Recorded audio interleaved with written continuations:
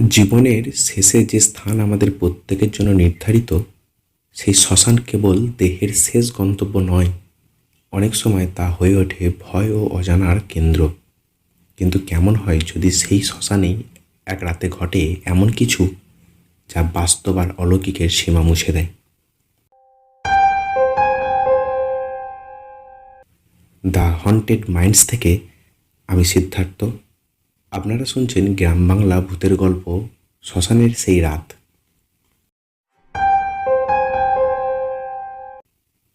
অর্ঘ্য একদিন মিহিরের থেকে একটি অদ্ভুত প্রস্তাব পায়।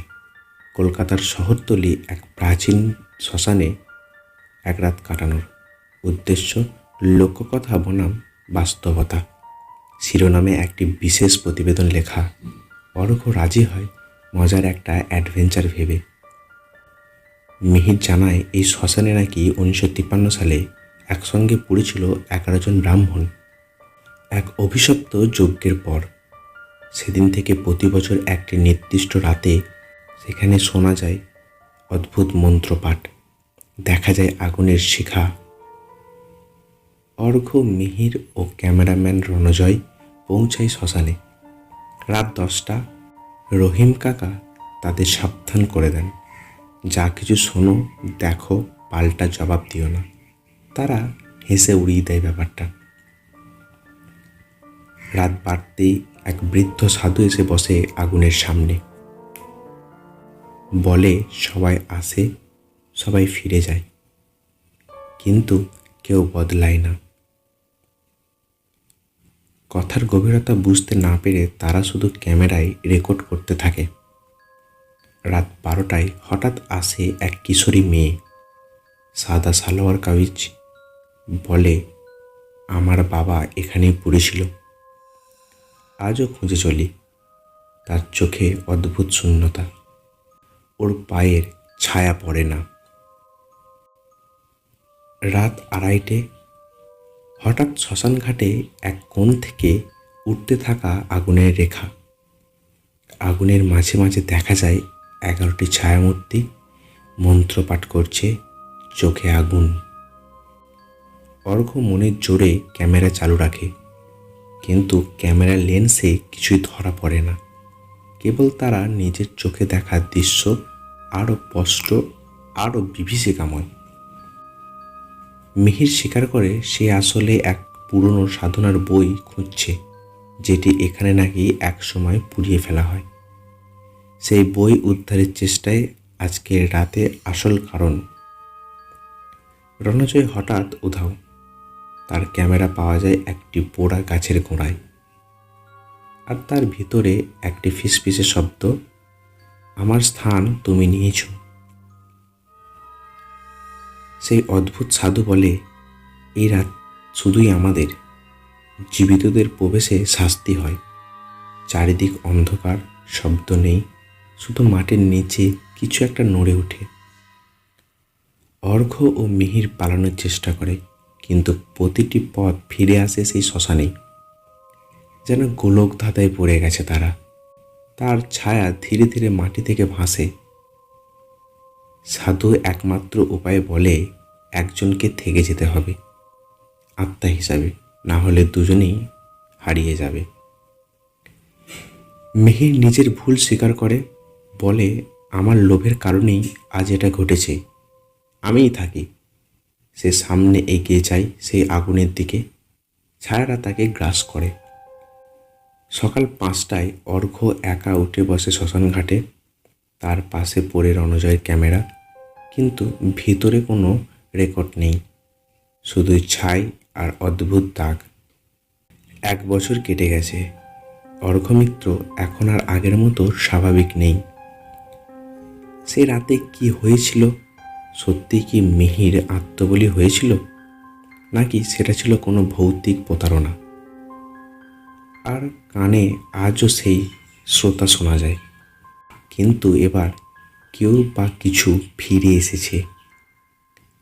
অর্ঘ্যের জীবনে এখন অশান্তি নিত্যসঙ্গী। সে প্রায় রাতের দুঃস্বপ্ন দেখে, আগুনে পোড়া মাটিতে হাত বাড়িয়ে কেউ যেন তাকে টানছে। এক রাতে ঘুম থেকে উঠে দেখে জানালার কাছে আঙুলের ছাপ, ভিতর থেকে নয় বাইরে থেকে। এক প্যাকেট আসে তার নামে, প্রেরক অজানা, ভেতরে একটা পুরনো পাণ্ডুলিপি, আর প্রথম পাতায় লেখা, তুমি শুধু প্রত্যক্ষ করেছিলে, কিন্তু এবার কেউ ওদের দেখে ফেললে সে আর মুক্ত নয়। রণজয় এর মৃত্যুর কোনো প্রমাণ পাওয়া যায়নি, কিন্তু তারা ক্যামেরা একদিন রাতে অর্ঘের দরজার সামনে পাওয়া যায়। ভেতরে নতুন একটা রেকর্ডিং, এক নারীর গলা, আমি এখনো আটকে আছি সেই রাতে, আমাকে দেখতে পাচ্ছ? অর্ঘ সেই ফুটেজ বন্ধ করতে চায়, কিন্তু ল্যাপটপ কাজ করে না। পর্দার আগুনে আলোর মাঝে দেখা যায় একটি ছায়া, রণজয়ের মতো দেখতে। মিহির যে আত্মবলি হয়েছিল তার আত্মা তো শান্ত হওয়ার কথা, কিন্তু এক মধ্যরাতে অর্ঘের মেলে আসে এক টাইপ করা চিঠি, আমি ফিরে এসেছি, ভুল ছিল আমার, কিন্তু এবার তুইও পথ দেখাবি। চিঠির নিচে সিগনেচারে মিহির চট্টোপাধ্যায়। অর্ঘ আবার ফিরে যেতে চায় সে শ্মশানে। এবার একাই যায় না, সাথে নেয় এক তান্ত্রিক, ডোম পরিবারের এক বৃদ্ধ, আর একজন অলৌকিক গবেষক।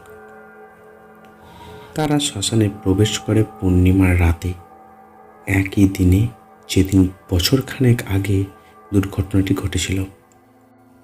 একবার তারা লক্ষ্য করে সেই শ্মশানটা বদলে গেছে, তেমন গাছ নেই, বেদি নেই, বরং 50 বছর আগের ব্যবস্থা যেমন ফিরে এসেছে।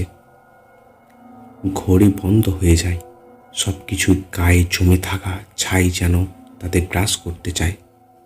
তারা বুঝতে পারে আর এখানে শ্মশান নেই, তারা সময়ের মধ্যে ঢুকে পড়েছে। একদিক থেকে শব্দ আসে, এবার অন্য কেউ থেকে যাবে। তারা একটি গোপন গুহা খুঁজে পায় শ্মশানের নিচে। সেখানে এক বেদিতে বসে আছেন মিহির, কিন্তু তার চেহারা বদলে গেছে, আধা জীবিত আধা মৃতর মতো কিছু।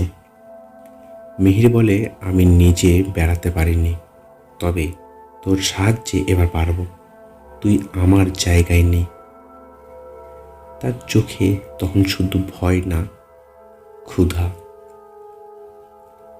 অর্ঘ মন্ত্রপাঠ শুরু করে তান্ত্রিকের সাহায্যে, কিন্তু গুহার ভিতরে মাটি ফেটে যায়, বেরিয়ে আসে পুরনো পোড়া চিতার কাঠ আর সেই আগুনের ছায়ারা। তারা আবার দাবি করে একজনকে থেকে যেতে হবে। তান্ত্রিক আত্মবলির পথ বদলে দেয়, কিন্তু এবার কেউ নিজের প্রাণ দিতে চায় না। হঠাৎই সেই তারা মেয়ের আবার হাজির হয়।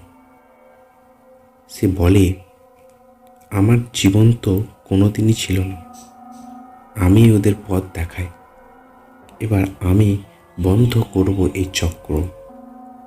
সে নিজের অস্তিত্ব বিলীন করে মাটিতে মিশে যায়, সাথে সাথে ছায়াগুলো চিৎকার করতে করতে মিলিয়ে যায় আগুনে।